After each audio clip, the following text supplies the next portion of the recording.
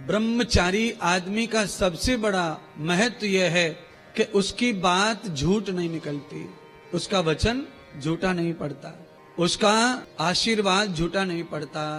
उनके संग रहकर कोई भूखा प्यासा नंगा नहीं रह सकता।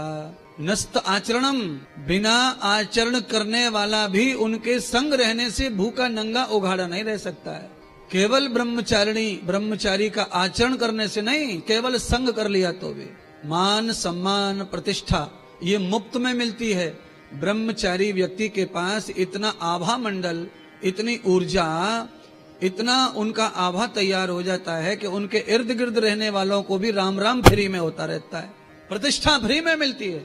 और साथ वाले भी अगर आचरण कर लें तो फिर कहना ही क्या है, फिर तो भैया 1 और 1 11 हो जाते हैं, 1 और 1 2 भी होते हैं, 1 और 1 11 भी हो जाते हैं।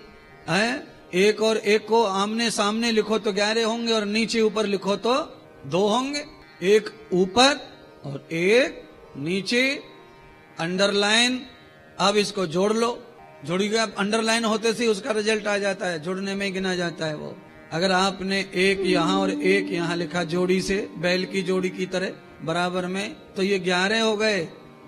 बराबर का मतलब समझ लो, आचरण करने वाले का आचरण अगर कोई करता है तो ये बराबर की जोड़ी हो गई, और जोड़ी एकदम 11% बढ़ता है। 1 और 1 का 1 भी आचरण कर ले तो भी तो 2 ही हो जाता है। बढ़ता तो है पर पूरा कर ले कोई तो भैया 11 हो गया।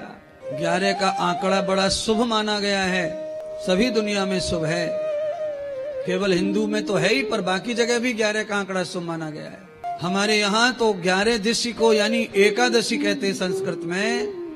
हमारे यहाँ तो एकादशी को पूर्ण ब्रह्म का वैकुंठवत माना गया है।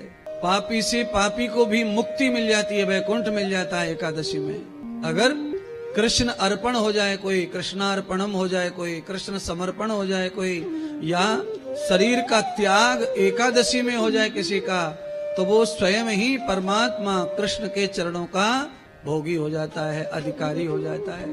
हमारे यहाँ एकादशी का बड़ा महत्व है।